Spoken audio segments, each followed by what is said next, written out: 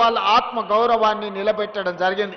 ఒక్క దేవరకొండ శాసనసభ నియోజకవర్గంలోనే మీ అభిమాన శాసనసభ్యులు బాలు నాయక్ గారు 14,000 రేషన్ కార్డులు ఇప్పించడం ద్వారా రాష్ట్రంలోని అత్యధికమైన రేషన్ కార్డులు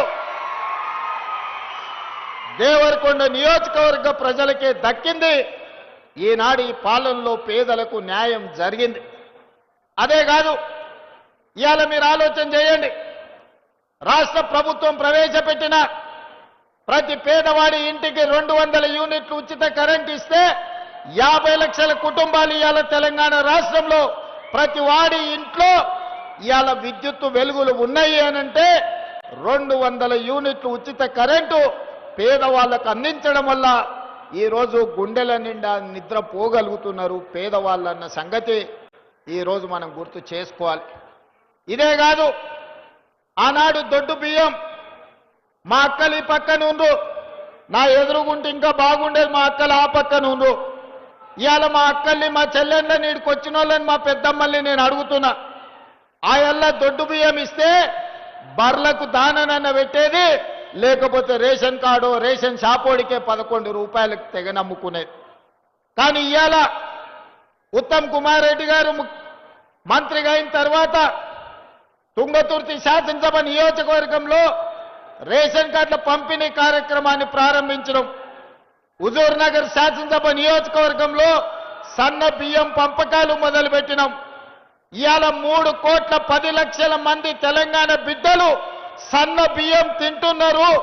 ఆ సన్న బియ్యంతోనే సంటి పిల్లలకు బుక్కెడు బువ్వ ఈరోజు కన్న పిల్లలకు తినిపిస్తున్నారు మా అక్కలు మా చెల్లెళ్ళు. అంటే ఈరోజు ఈ ప్రభుత్వంలో ఇందిరమ్మ రాజ్యంలో పేదవాడి కడుపు నింపాలి, పేదలకు న్యాయం జరగాలి, పేదల ఆకలి తీర్చినప్పుడే నిజమైన ఇందిరమ్మ రాజ్యమని ఈనాడు మన ప్రభుత్వం సంపూర్ణంగా విశ్వసిస్తుంది. కాబట్టి ఆ శాఖకు సంబంధించిన మంత్రివర్యులు ఉత్తమ్ కుమార్ రెడ్డి గారు ప్రతి పేదవాడికి ఇవాళ రాష్ట్రం మొత్తం మీద సన్న బియ్యం అందిస్తారు.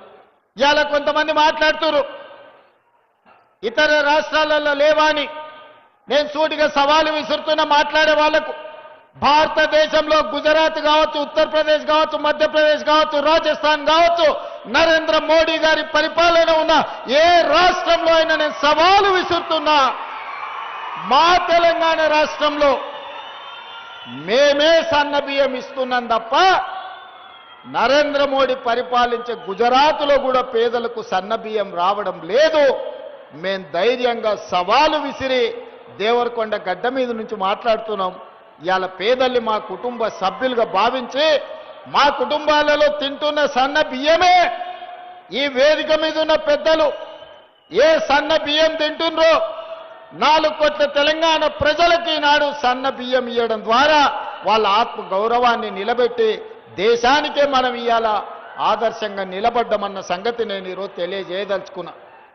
ఇదే కాదు మిత్రులారా, ఆనాడు ఇందిరమ్మ రాజ్యంలో డాక్టర్ వైఎస్ రాజశేఖర రెడ్డి గారు ముఖ్యమంత్రిగా ఉన్నప్పుడు 2004 నుంచి 2014 వరకు 10 సంవత్సరాలలో తెలంగాణ రాష్ట్రంలో మారుమూల ప్రాంతాలలో, లంబాడి తాండాలలో, ఆదివాసి గూడాలలో పేదవాళ్లకు 25 లక్షల ఇందిరమ్మ ఇండ్లు ఇచ్చి నిలవ నీడలేని పేదవాడికి ఆత్మ గౌరవం పెంచడానికి ఆనాడు 25 లక్షల ఇందిరమ్మ ఇండ్లు ఇచ్చిండ్రు.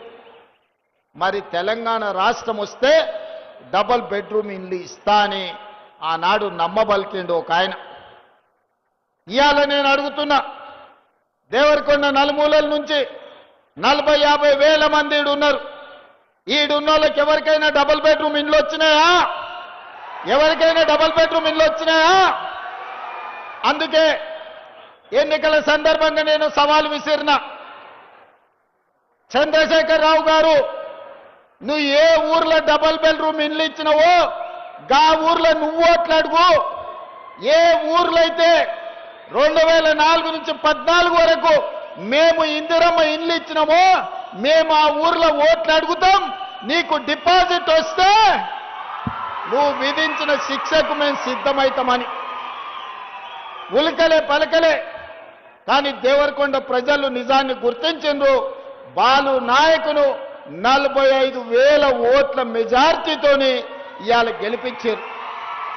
వాస్తవంగా ధనిక రాష్ట్రమైన తెలంగాణ ఆనాడు ప్రభుత్వంలో ఒకవేళ ఇందిరమ్మ ఇండ్లే ఇచ్చుంటే 10 ఏళ్లలో 20 లక్షల ఇండ్లు కట్టడానికి అవకాశం ఉండే. కానీ పేదవాళ్ల పట్ల ఆయనకి ఏమాత్రం ప్రేమ లేదు, పేదవాళ్ల పట్ల ఏమాత్రం అభిమానం లేదు. పేదవాడికి ఇందిరమ్మ ఇల్లు ఇయ్యలే, డబుల్ బెడ్రూమ్ ఇల్లు ఇయ్యలే. ఆయన మాత్రం 10 ఎకరాలలో 150 గదుల గడిని నిర్మించుకున్నాడు. 2,000 కోట్ల రూపాయలు ఖర్చు పెట్టుకున్నాడు ఆయన ఉండడానికి తప్ప పేదవాడికి 2 లక్షల రూపాయలు కూడా ఇందిరమ్మ ఇళ్ళకి ఇయ్యలే. అందుకే మన ప్రభుత్వం వచ్చినంబడే పేదవాళ్ళ ఆత్మగౌరవం నిలబెట్టాలి అనంటే ఇందిరమ్మ ఇల్లు ఇవ్వాలి, పేదలకు ఈరోజు న్యాయం జరగాలి అని వచ్చినంబడే మొదటి సంవత్సరంలోనే ప్రతి శాసనసభ నియోజకవర్గానికి 3,500 ఇందిరమ్మ ఇండ్లు, రాష్ట్రం మొత్తం 4,50,000 ఇందిరమ్మ ఇండ్లు, 22,500 కోట్ల రూపాయలతోని ఇవాళ పనులు ప్రారంభించుకున్నాం. ప్రతి గ్రామాలలో, దేవరకొండ లంబాడి తండాలలో ఈనాడు ఇందిరమ్మ ఇండ్లు కట్టుకుంటురా లేదా మా చదువుకున్న యువకుల్ని ఒక్కసారి ఆలోచన చేయమని నేను అడుగుతున్నా. నిజంగానే ఆ 10 ఏళ్ళు కాంగ్రెస్ అధికారంలో ఉండుంటే 20 లక్షల ఇందిరమ్మ ఇండ్లు కట్టేటోళ్ళం, 20 లక్షల పేదలు సొంత ఇంటి యజమానులు అయ్యేటోళ్ళు. 10 ఏళ్లలో జరిగిన తప్పును సరిదిద్ది మొన్నటికి మొన్న 2 ఏళ్ల కింద మన ప్రభుత్వం వచ్చింది కాబట్టే 4.5 లక్షల ఇండ్లు ఇవాళ పేదలకు ఇచ్చినాం. ఇదే కాదు, చెంచులున్న ప్రాంతంలో, ఐటీడీఏ ప్రాంతంలో ఎక్కువ పేదవాళ్ళు ఉంటారు, గిరిజనులు ఉంటారని అదనంగా ఇంకొక 25,000 ఇండ్లు ఆ పేదలకు అదనంగా ఇవ్వడానికి ప్రత్యేకంగా జీవో ఇచ్చి గిరిజనులకు, ఆదివాసీలకు, చెంచులకు ఈనాడు ప్రత్యేకమైన ఇండ్లు ఇవ్వడం జరిగింది. ఎందుకంటే ఈ ప్రభుత్వమే పేదలది, ఈ ప్రభుత్వమే లంబడోళ్ళది, ఈ ప్రభుత్వమే ఆదివాసీలది.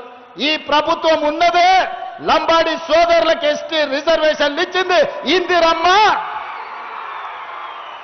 మీ ఊర్లో చదువుకున్న జైపాల్ రెడ్డి ఆనాడు కష్టపడి దేవరకొండ బడిలో చదువుకున్న జైపాల్ రెడ్డి లంబడోళ్లను ఎస్టీలో ఇవాళ చేర్పించిండు. ఆడ ఈడ కొంతమంది కుట్రలు చేస్తారు. ఎవరెన్ని కుట్రలు చేసినా గిరిజనుల మధ్యలో పంచాయతీ తెంచి అందరు కలిసి ఉండేటట్టుగా ఈ ప్రభుత్వం ముందుకు తీసుకెళ్తే తప్ప